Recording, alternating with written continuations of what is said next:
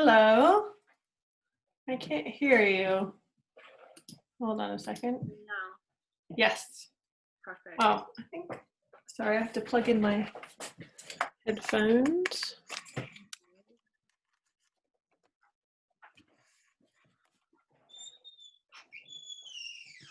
Can you hear me? Oh, I can hear you.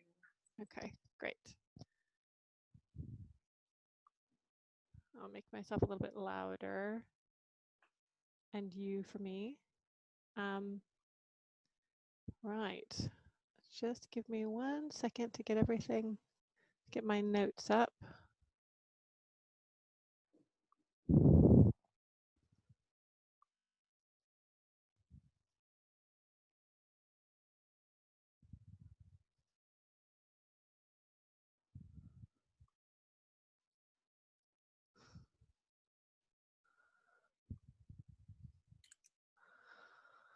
Okay, well, I am now ready. Great, me too. How about you? Thank you so much for joining us here. Absolutely. Oh, hold on, I didn't hear you there for a second. Let me just make sure I think I need to get new headphones because I'm not sure these are working entirely correctly. But I have a 4-year-old running around the house, and that's why no headphones doesn't work so well. So they're saying we can't hear Bachu. Is it, sorry, Baichu is it, or Bachu? Beichu. Beichu. Beichu. Thank you. Perfect. Great. Okay, good. Yes, and I can hear you well now too. Great. Good. So that is great. Well, so hello everyone, and welcome. Happy that you could join us this evening. And we are joined by Bachu, the founder of ArtRepresent. And we are really happy and grateful to have you here with us tonight to tell us a little bit more about what you do, which is really important and valuable work, I think. So the topic tonight is called Representation in the Art World, Driving Social Change. And so first I'm going to introduce myself for any of you out there who may not be familiar. I am Annika Eriksson. I'm the founder and CEO of Articheck, which is a digital condition report platform. I'm originally a conservator by trade. I was working at Tate 10 years ago when I got the idea for Articheck.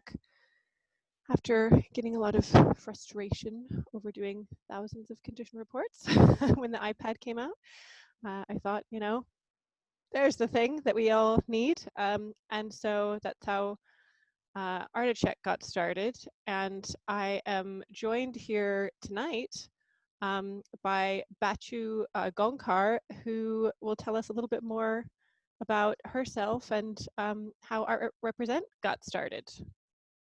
Sure. I'll take it away, I guess. Thank you.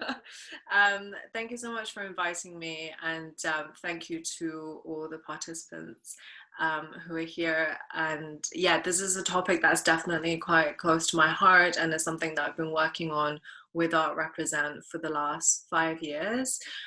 My background, I'm from Tibet originally, and I moved to London at quite a young age. And I think that really sort of informed my worldview in many ways, that kind of contrast and juxtaposition. So I went on to study politics and international relations at university.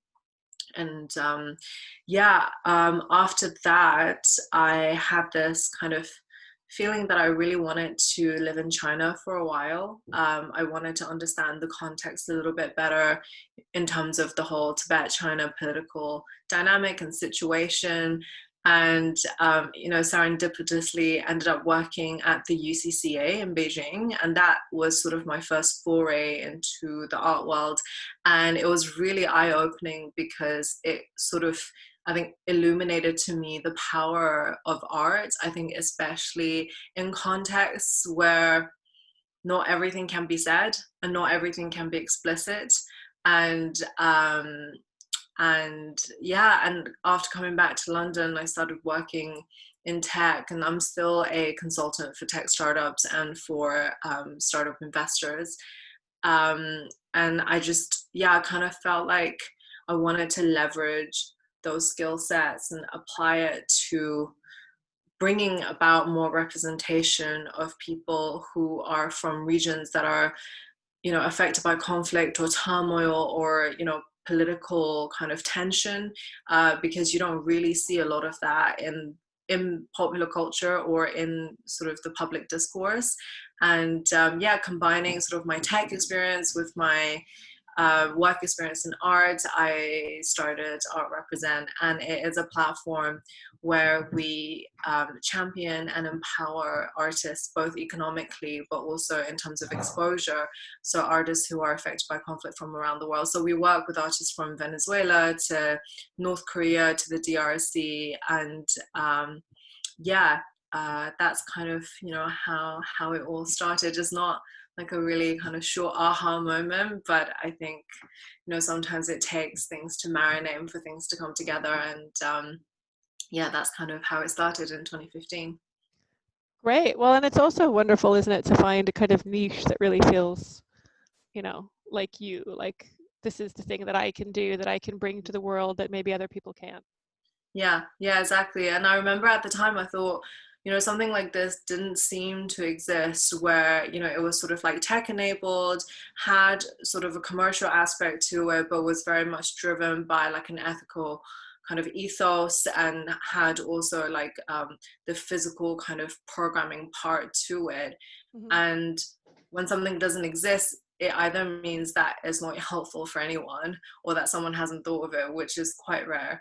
But I remember reaching out to a group of artists who I hadn't, been in touch with before, who I didn't know, and just said, if something like this was to exist, would this be helpful for you, or would you be interested in becoming a part of this community? And I got like a really resounding yes from that initial group of artists, and that's kind of what sort of propelled me. And it is this community of artists that's kept it going all along, and is why we do the work that we do. So And so how many artists are you representing? at the moment, we have just over 50. Not all of the artists are also featured on our website. So we work with partners who are on the ground, and some of them are cultural institutions. Others are nonprofits who, just happen to be connected to these artistic communities or who are supporting them. So we, also represent the artists that are under our partner organizations as well, and collaborate in that way. That's really great. I was actually speaking just the other night with a friend of mine who is an artist, and she contacted me with a conservation question because she was like rushing to finish a commission that was from Brazil, and Right. I think because she has some Brazilian heritage there, she kind of could access a particular cohort or project that was happening.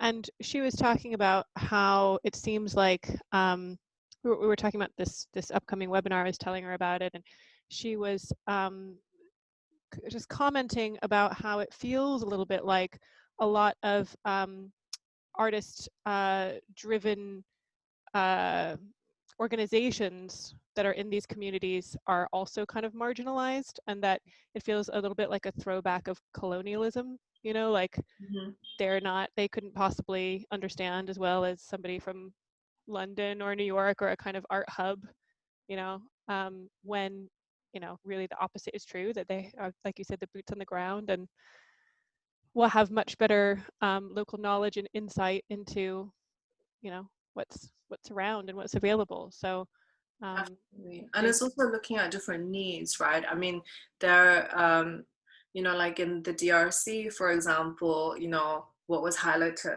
to us was that the need was really for there to be some sort of infrastructure for education for these artists, for them to have access to, kind of just knowledge around how to get funding, and you know, how do you like show your work, and how do you get in touch with a gallery, and you know, all of that kind of stuff. Whereas say like you know, in Tibet, for example, you know, in the capital city at least, you know, there are gallery systems, and you know, there is like a fairly, you know, robust community of artists who know each other, and there the need is, you know, different, where you know, what those communities need and what those artists need is exposure sort of outside of that immediate geographical region, and you know, these like cultural exchanges, or you know, just kind of yeah, both taking the work out but also bringing work in that is refreshing and different. So I think, you know, it's not a one size fit all sort of a thing, and I think having people on the ground and organizations on the ground also enables us to understand what the needs are and how different trends are being shaped as well, you know, in terms of the arts development and the cultural development in the region. That makes a lot of sense. Yeah. So would you maybe give us a little tour of your platform? Yes, sure. Let me just share my screen. And I'm also wondering how the conversation around representation in the art world has changed over the last 5, 10, or 50 years, in your opinion. Yeah, I mean, sorry, let me just walk. For some reason it's not sharing.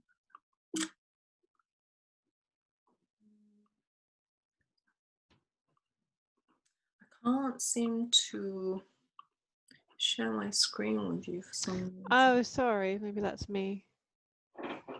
Yeah, that is me. Okay, try now.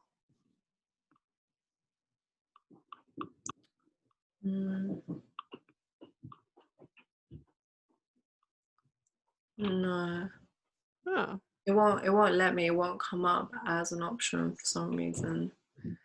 Well, I could share and you could direct me. Should we do that? Yeah. I had like different pages open ready to show. Well, For some reason it's not working. Maybe it's better than if you just share and then we can just walk through it a little together. okay. I suppose the one thing that I can also suggest, because I see that Zoom has changed their sharing interface. Do you want to try one more time?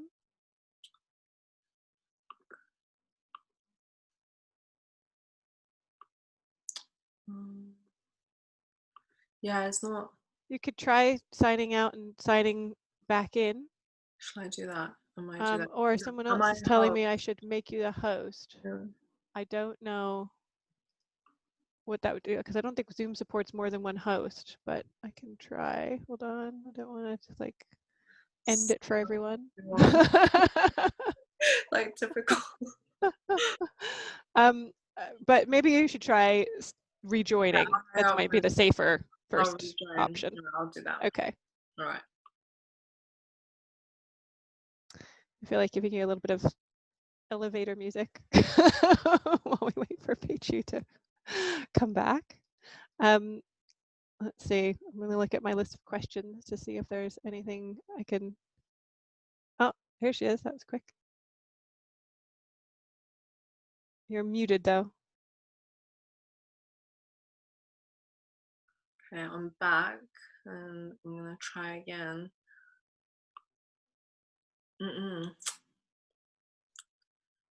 It says all panelists can share. Yeah, the screen share is muted. I can't click on it. Okay, well, I will share then, because I think I can do it just fine. And if you could please, hold on, let me first get on the right page.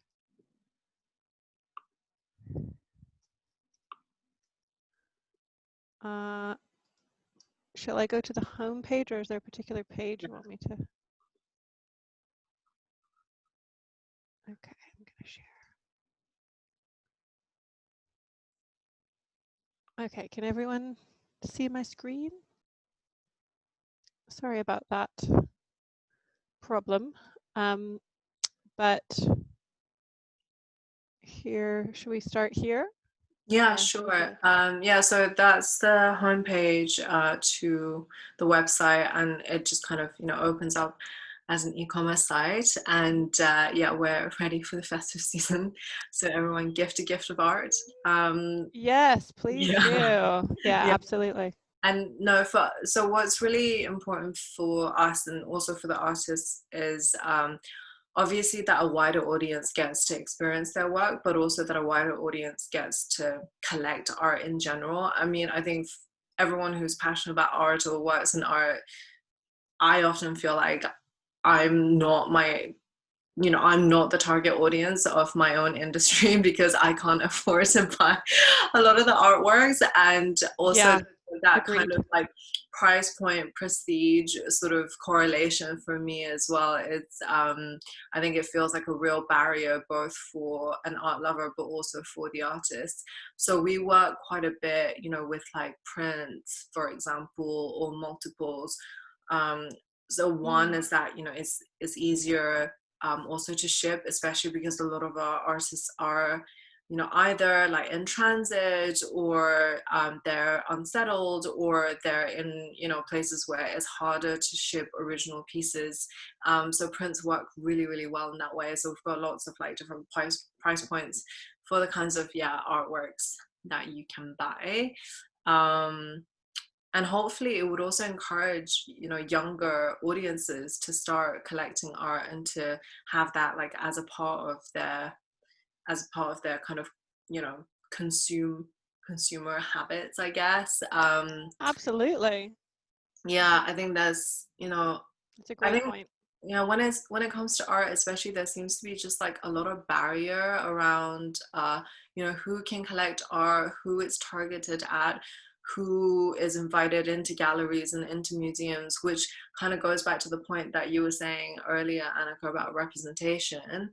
I mean, when you go, when you look at the stats around who is collected in museums and who's shown in museums, I mean, there is, like I think with most other industries, predominantly majority white male artists, and even white female artists aren't as well represented. And Mm. when you look at the US, for example, where African American artists or Latinx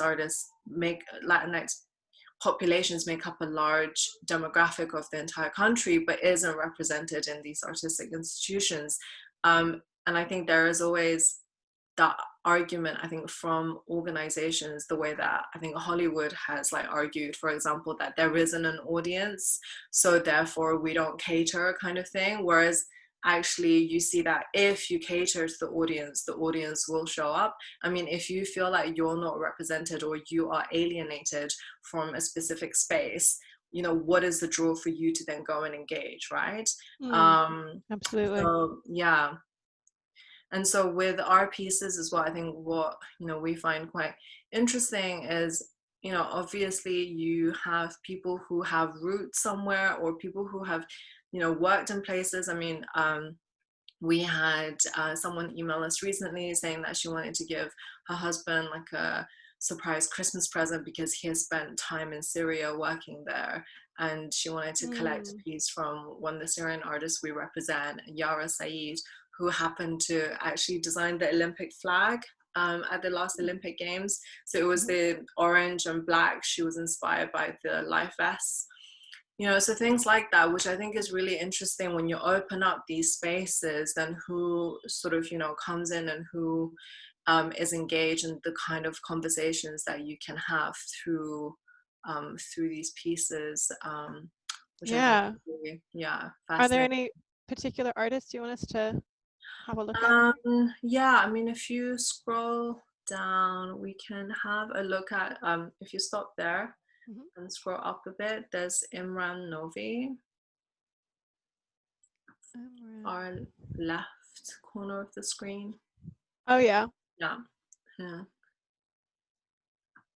So his work I think it's, interesting. I mean, his background is in like computer sciences and graphic design, and he started producing work sort of post the start of the conflict. And this piece, for example, I think, is called The Modern Face of Syria. And Mm. the buildings are actually pictures of real buildings that were damaged in Damascus, and he sort of pieced them together to create this space. And we put on his first solo exhibition a few years ago, and it was really surprising the mixture of audiences that came together as well for these shows. And again, that goes back to this whole thing of like opening up new spaces and engaging new audience members. We didn't realize that even like next to our space where it's situated in London, there are loads of Syrian refugees and diaspora communities. And the yellow print that you see there, for example, called Mannequin, I remember, there were loads of people gathered around this piece, and they were saying, although the faces are not shown, we know exactly who those generals are. Mm. Whereas, even for us, like as the people who were hosting the exhibition, we wouldn't have known that without the artist telling us.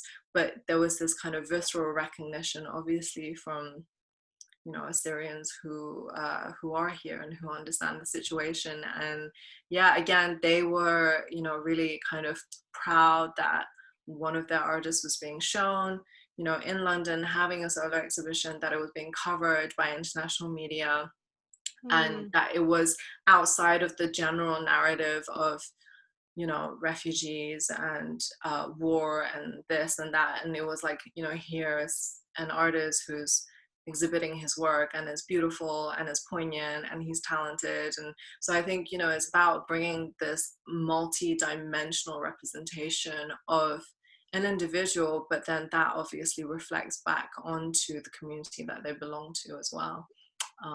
So yeah. That's really fascinating. Should we maybe have a quick look at one more? Sure. You can go to the one with the feet, or you can pick something that stands out to you actually, and we can discuss. Well, Um, I think this artist is one that I was looking at earlier. Maybe yeah. So he's a Tibetan artist, and he, I guess, would count as like the first wave of contemporary Tibetan artists who were seen and shown and recognized internationally.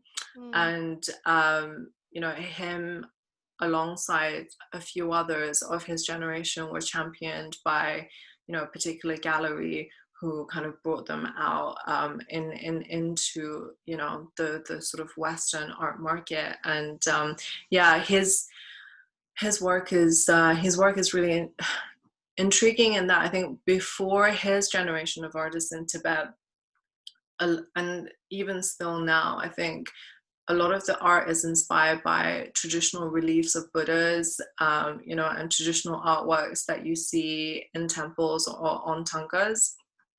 And this generation sort of departed from that and started creating work that's, kind of subversive, a little bit tongue-in-cheek, and also some may see political elements, but of course these artists still live there, Mm. so they cannot and are not explicit about the intention of the work or the meaning of the work. But yeah, and this piece is interesting because he's wearing a mask, and now we're obviously so used to everyone wearing Mm. masks, but this came out a long while back. And yeah, a lot of his work and a lot of the work of the artists from his sort of generation look at the influence of commercialization of Tibet as well, of external brands, of internationalization, um, Mm. the progression of Tibetan culture, or the lack thereof. So yeah, I think these pieces are really interesting. And again, this is kind of going back to when I was saying about me working at the UCCA. Mm. Uh, we showed pieces that were, I think, from certain audience members' perspectives, quite maybe like seditious even, or quite political, Hmm. but art is up to interpretation, and some of the shows might be closed down, some wouldn't be. And I think that's the interesting thing, right, about art and the power of art. Absolutely. When it, when I went to Art Dubai about 6 years ago, and where I actually met a Syrian princess Mm, while I was there. But uh, one of there was like a little bit of, drama where someone's work was taken down from the censorship board right yeah, before it opened. yeah. And they were saying how common it was. And interestingly, that work sold before, even though it wasn't shown, it like kind of sold immediately because it actually added to its kind of prestige and Sure, sure, PR, exactly. which No, is and I mean, interesting. and that brings, I think, us to another interesting point that I was thinking about in preparation for this. You know, I think now everyone kind of knows who Ai Weiwei is. You know, people have Mm, heard of Sherna Shad.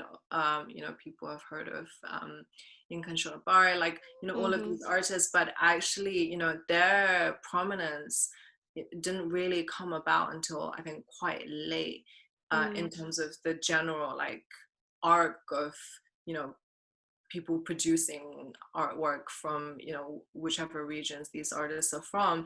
And also on the point that you just made, I think the politicization of certain artists and their works, or the kind of censorship that they face, adds to the notoriety and adds to the prestige. And I think on the one hand is great to have like artists that, you know, everyone sort of knows and can recognize, and you know, people can say, oh yes, I know an Iranian artist, or I know of a Chinese artist. mm, But on the other hand, it brings also into question this strange dynamic, you know, of representation versus tokenization, um, which, you know, happens quite often as well when the conversation isn't being shaped by the people who are being talked about. You know, so you mm, have like one or two people who come into prominence, and then they're the ones that everyone knows about, and it's sort of then, I don't know, that sort of tokenization of these artists or these figures seem to close the lid on everyone else, because it's like, oh no, we've ticked that box now. You know, we have representation of these artists from this specific region. Um, totally. I mean, I was looking at some auction numbers, you know, that said, you know, like figures from auctions of, say, you know, like Black artists or African artists made up, I don't know, like 1.2% of the global auction market. But Hmm. 80% of that is works by Basquiat, you know? Yes, totally. Or, you know, there's like a handful of female artists who make up almost half of the entire art market. And I think, you know, that, yeah, so yeah, Lee there's a lot of, Krasner and yeah. yeah, yeah, But there's some really interesting, intriguing, yeah, and affordable stuff here, which is great. And exactly. I I couldn't agree more. I mean, I think that from my perspective, it's such an important part of um, breaking down um, institutionalized racism kind of globally, and creating social justice is these are the fundamental things. And I think we're thinking about this more in the context of media, which is Mm-hmm. great and which is so important. Mm-hmm. I recently heard about a study that Gina Davis did over like 20 years in Hollywood, which was looking at kind of statistical analysis of like basically so much media centering around white men, from kind of the age from when you're a baby to like through your whole life.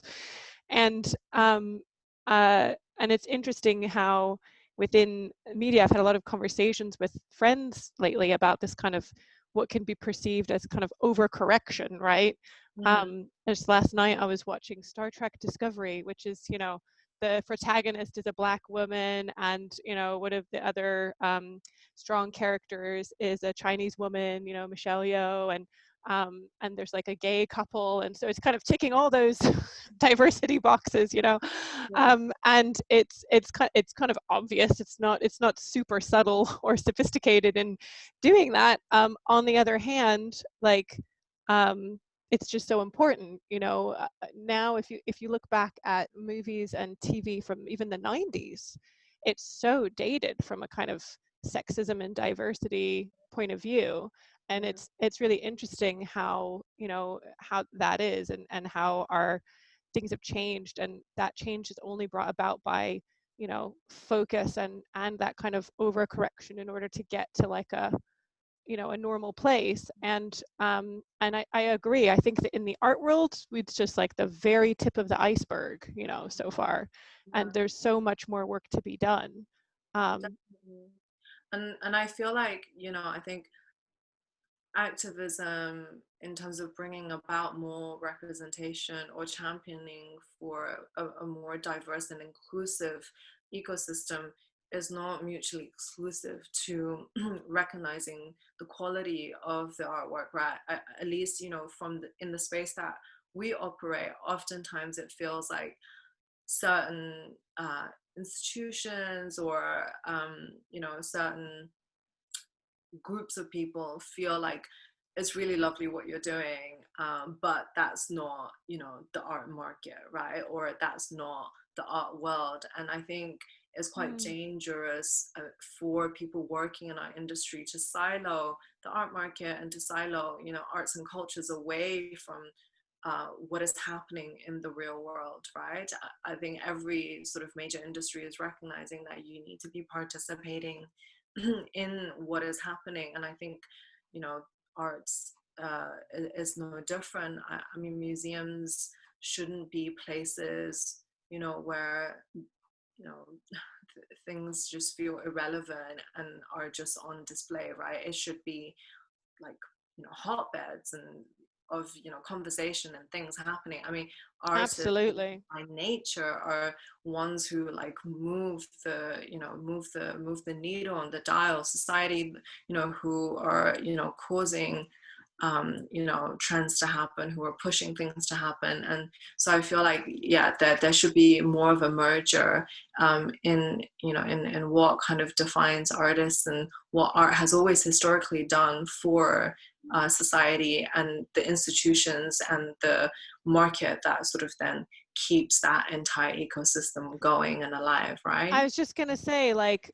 I feel like in other periods of history, Mm, you know, that was so much more the focus. Artists were, frankly, a lot more political mm, than they seem to be nowadays. mm, I think there's a lot of quite commercial art out there, and I think that in itself is a reflection of our times, because that mm, has been a mm, real focus of the last, you know, mm, decade or two. Is it's just kind of all about commercialism and globalization in the world, and kind of getting the most money out of that you can out of things and mm, business.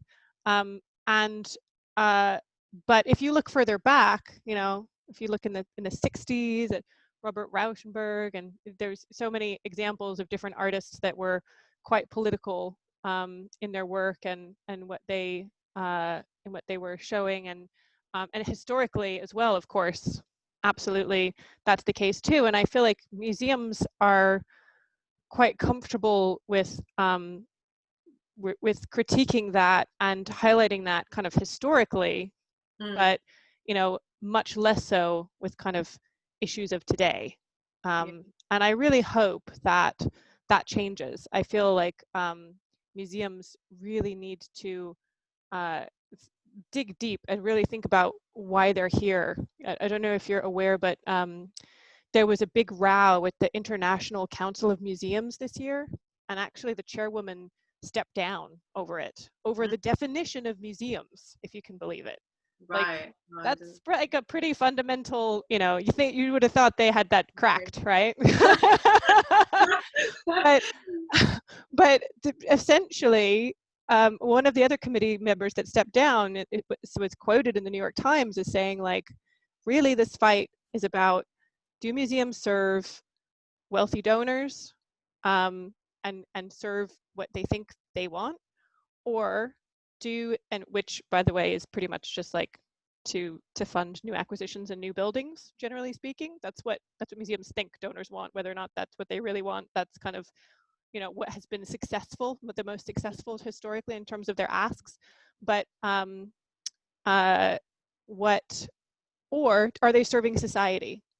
And if they're serving society, then they absolutely have to be, you know, relevant to what we're all going through right now, and all of these, you know, social issues and topics of today. And one of the challenges for museums is the fact that they have like a 2 or 3 year lead time for exhibitions. So it's quite difficult to be kind of in the now when you can like the soonest kind of opening that you have from kind of formation to showing is like 3 years. And I hope that, you know, with technology and you know, with different uh, procedures and processes and online and you know, different opportunities, they can maybe bring that number down Definitely. I mean, significantly. I think flexibility and agility is so important, right? Like, I mean, also for the survival of businesses in general. Mm. And I think, you know, satellite programming and things like that, or, you know, lending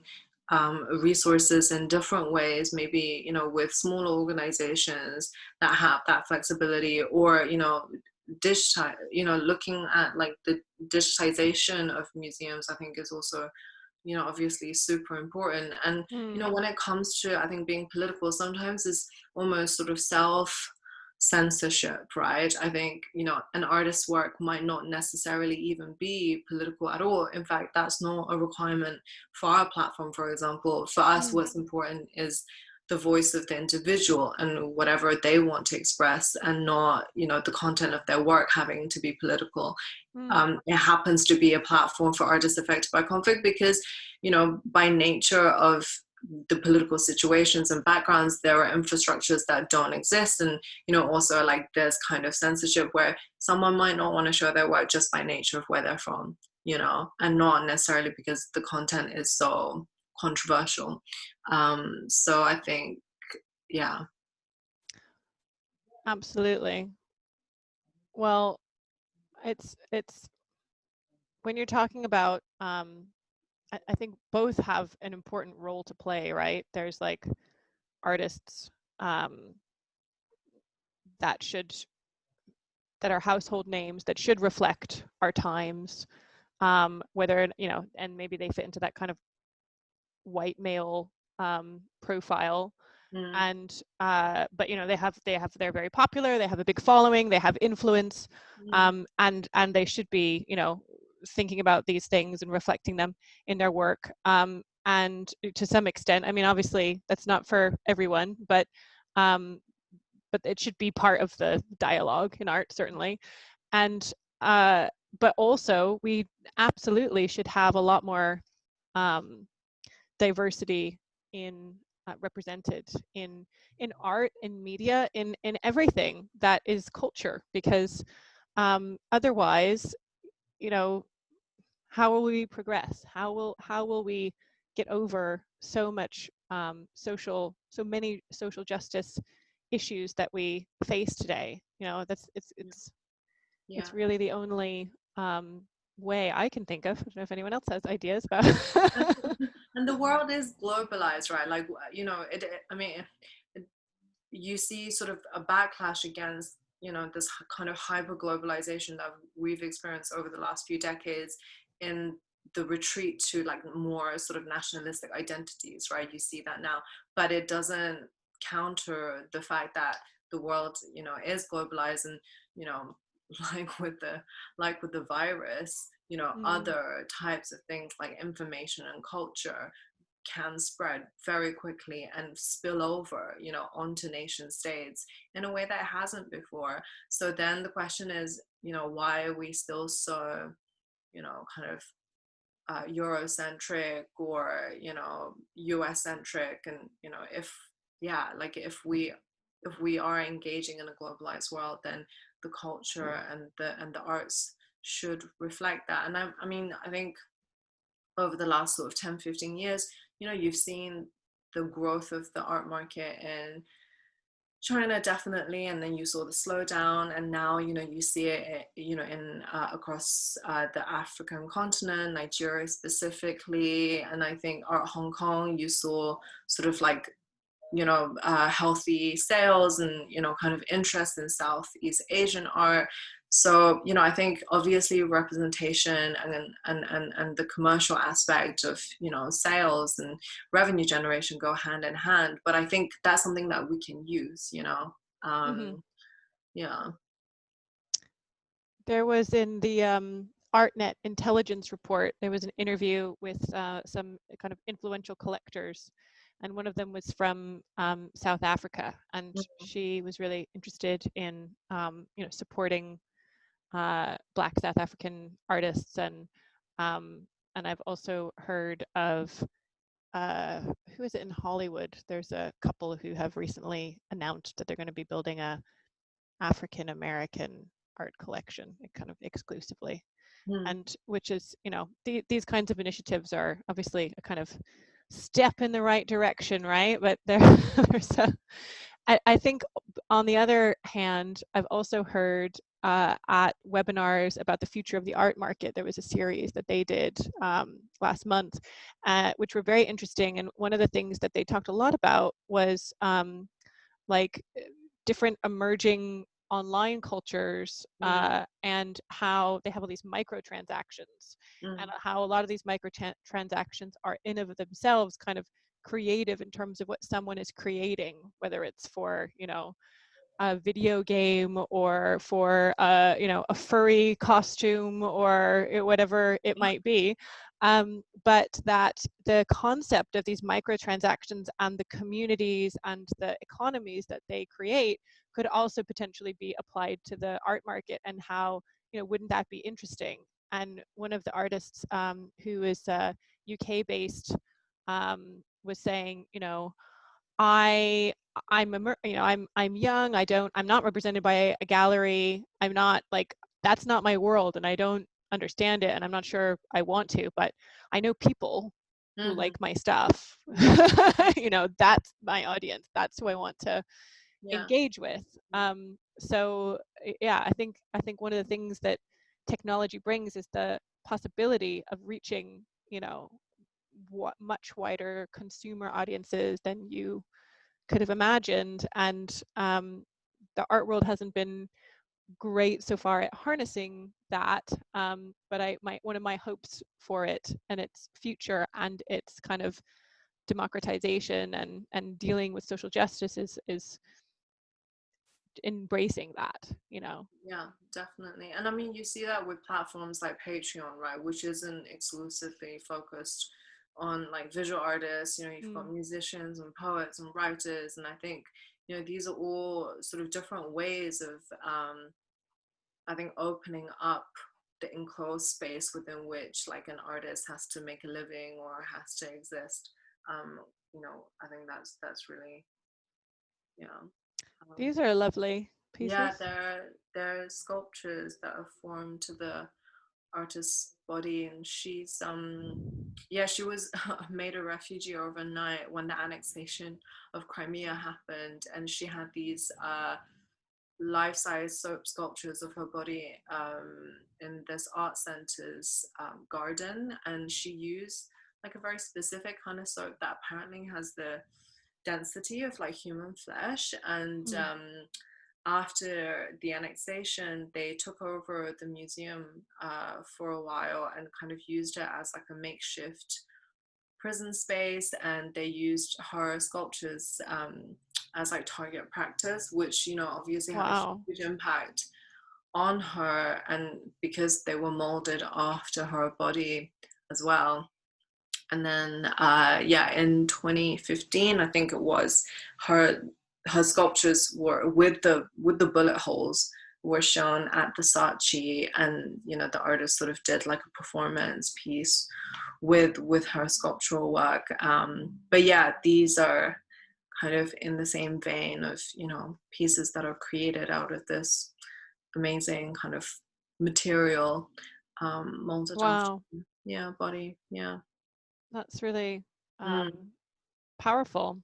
Yeah, it is. And then, it's really interesting to see then how that's evolved since that, happening, because, you You can know, even see the lines of her skin from yeah, exactly. And how this type of work then translates into different fields, because, I mean, she's now, done sort of work with like Vogue, where she did like a sculptural performance piece, which you wouldn't really put together, but I think, again, like sort of opening up like spaces where you can be fluid in terms of where the art can go without like self-censorship or actual censorship, I think is really, really, really interesting. And like a particular organization used the hand sculptures, for example, to create like an award. So the ah award prizes were, yeah, which is really interesting. I mean, and I think, for us and for the artists, like that exposure, and that kind of knowing of the story and how it carries through into different disciplines and different sectors is what's important. mm, Yeah. that's so interesting. Yeah.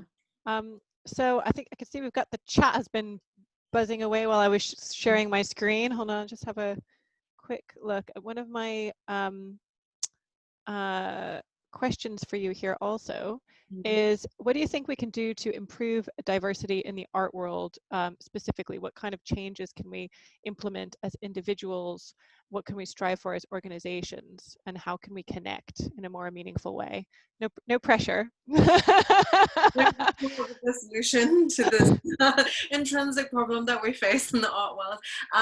No, but in all honesty, I mean, we think around this a lot, and I think in a very helpful way, similar conversations are being had in other sectors. And I think, one of the key solutions is, first, for individuals to feel like they are empowered to create change. And I think one of the best ways of doing that is engaging with works that are not immediately accessible, and that may require a little bit more googling, Mm, or going to slightly smaller shows, but I think that's really important. And two is, as with everything else, I think we vote with our purses, in the world that we live in. Every time we buy something, we're saying yes to something. So I mm, think buying works by artists who are not in the mainstream, or who, I don't know, you have an affiliation to, or who you feel like is underrepresented in any way, supporting them, I think is really important.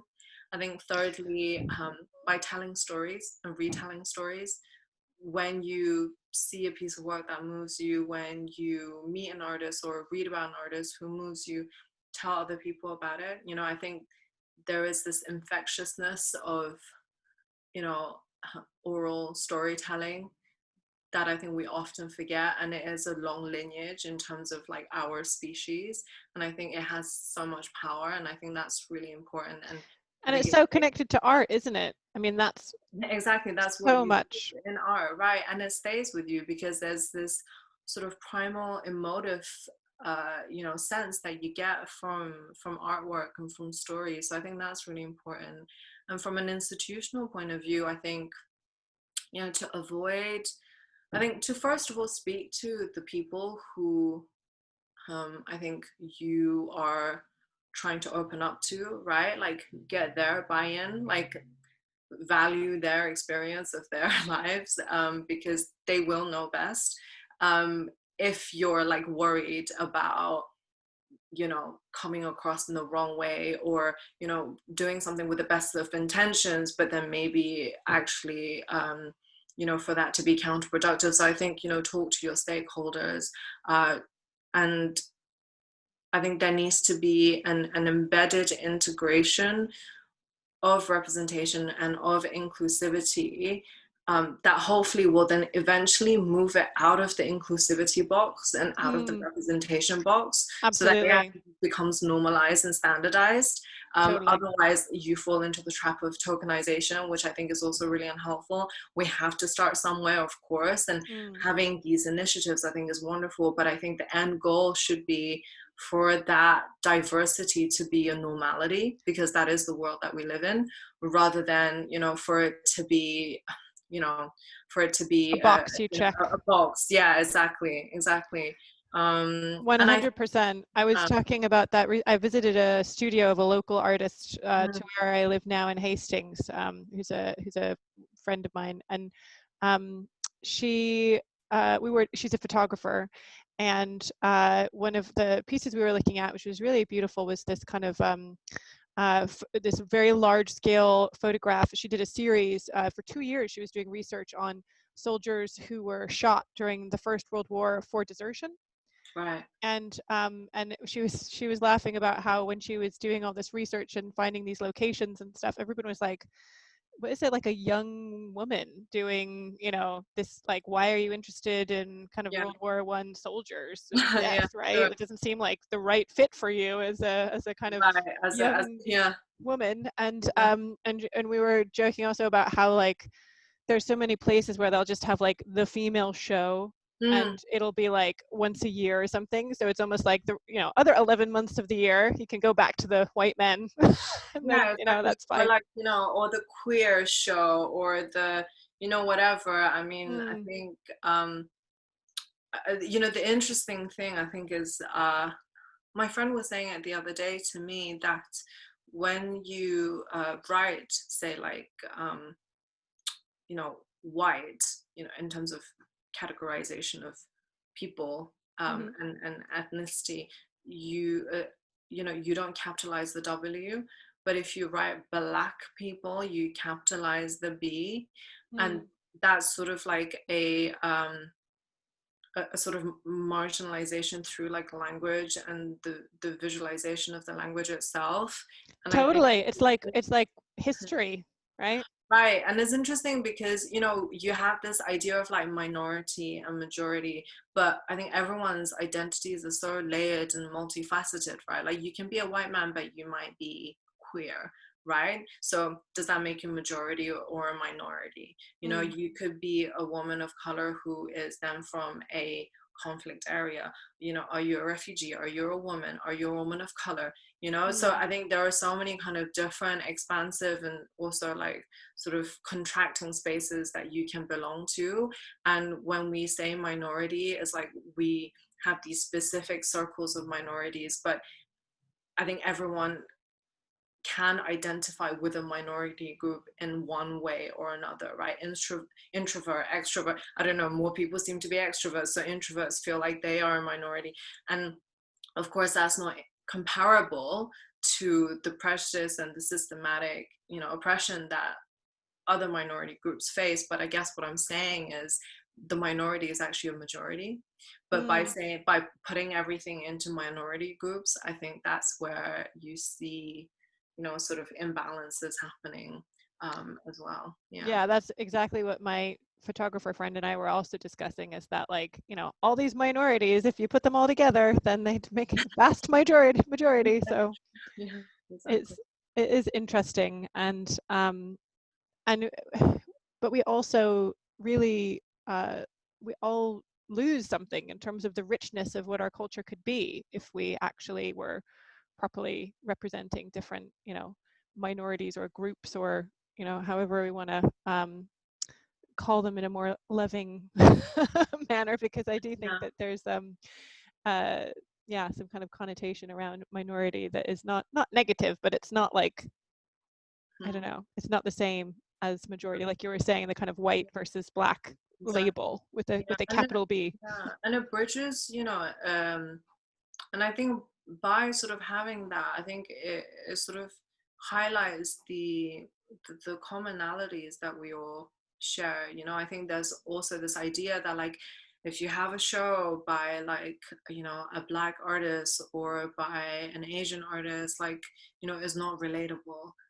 But actually, you know, um, is not relatable just because of their skin color and their experience. I mean, in some ways, yes, it's informative to see the world through their lens, but in other ways, you find, affinities and affiliations that we can all have as human beings, right? And the things that we feel by just moving through this world. So, I yeah. think also it works in the kind of reverse as well. Like Mm, I as a kind of, I don't know if it's because I'm American or, you know, a woman or whatever. But I've always been kind of interested in slavery literature and media, and some of it is really hard. Like, I couldn't actually finish A Diary of a Slave. I don't know if anyone's ever read that, but it is hardcore disturbing. And Maya Angelou, and all different Tori Morrison, and Chinua Achebe, and lots of different writers, E.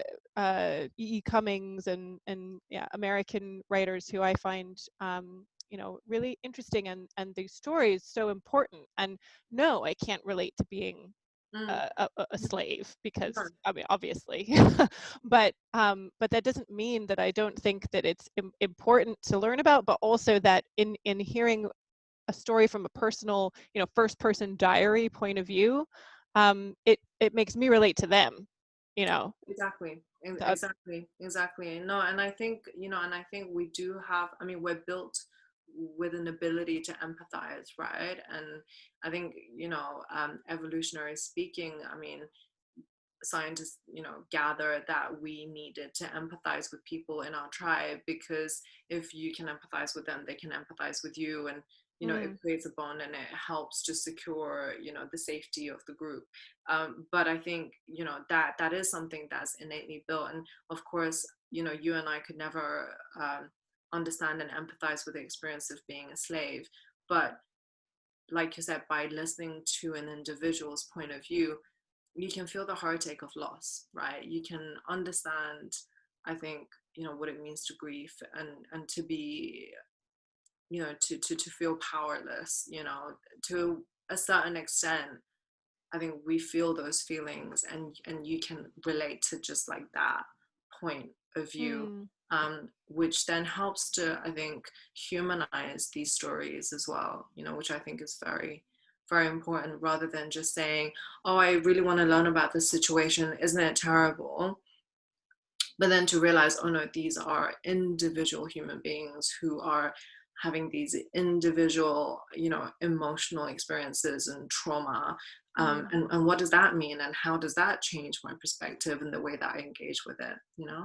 Absolutely. I'm reading a book right now about South Korea, an island of women divers, and how they developed this kind of matriarchal culture. But then they're going through, the Second World War, and then the American occupation afterwards, and the kind of conflict between North Korea and Russia and America, and how they were just kind of pawns, and there was just so much death, and burning villages, and just so much craziness that I wasn't even fully aware of, and just very disturbing. But again, told from point of view of a human woman who has to worry about her babies and her family and her friends, and very kind of relatable. And it's really important, even sometimes when these things are difficult, to not kind of look away, but to kind of go go through it, I think, and to try and encourage us all to reduce the amount of violence and war and Yeah.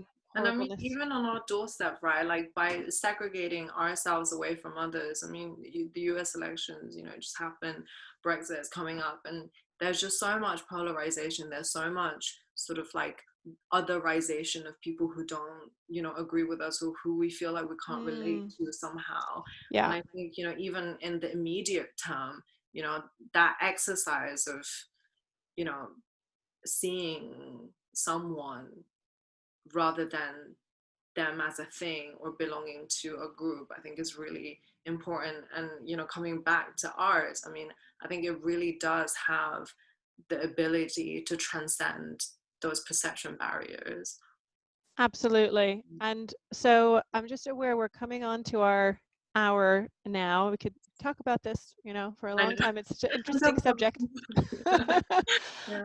But I am just going to take one of the questions from the chat, and also just mention once again that Art Represent is our holiday charity partner, and that we would really love to see you know, all of our kind of customers and network kind of socially share about Art Represent and kind of push out the message of, you know, spreading festive gifts and holiday cheer with Art Represent, and you know, being generous and sharing the gift of art and doing some kind of good Yeah.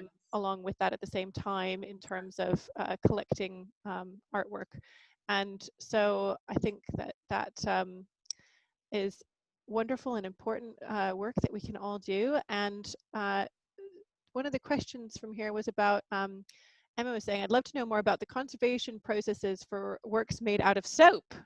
Um, which is a good question. I don't know the answer to that one, but one of the things that, and yeah, the comment from Natalie was about especially the original with bullet holes. So, which does bring me on to something I do know about conservation in terms of ethical issues that we have in conservation, which is, and also plug for ArtEvolve, the importance of documentation, because you need to know, right, that those bullet holes are such an important part of the work. You don't want some future conservator being like, well, that's damage and I'll just, you know, patch it up. You don't want that. So, you know, what happens to something? And these are issues. For example, there is a collection, I think it might be the Library of Congress in America, that has the clothes that one of the presidents was shot in. I think it could have even been Washington. And of course, you know, there's blood on these clothes, and blood has, you know, metal, and it rusts and it corrodes, and it does bad things to the clothes in terms of its conservation, especially over hundreds of years. And so there's been this, you know, moral dilemma. But, you know, there's this icon. This is such an important part of history, and yet, you know, do we get rid of the blood on the shirt in order to save the clothes, or do we not? You know, what's the, because it's so historically significant, and so it's so important to understand these things and to decide, you know, when and how to intervene. And yeah, it probably was Lincoln or Kennedy, Judy, that's true. And so when to intervene, and you know, what is kind of important part of the cultural context of maybe the time that it was made, but also maybe something that happened to it, you know, even later on, but that is still like an important part of its kind of growing context.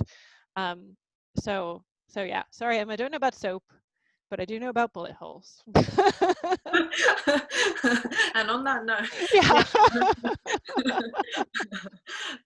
So I think, yeah, I mean, as far as I know about the soap sculptures, a part of, you know, the original pieces, she wanted to situate them in the garden to let them slowly disintegrate, to sort of, you know, have that ephemeral nature, you know, of her body to be reflected in her work, but also for the sculpture itself to sort of become a performative piece as it breaks down and changes shape over time. So that's what she intended with the original pieces that did have the bullet holes. Yeah. So she was thinking about it kind of slowly going back to nature rather than being, rather than being suddenly shot. riddled with bullets. Yeah, exactly. gosh. Yeah, I know. Yeah. That's really interesting.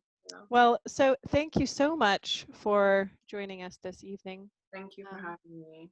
And I hope that we can yeah, keep in touch and closely follow how things go over Christmas. And we would love to know if you know, our support has made a difference. I hope it will.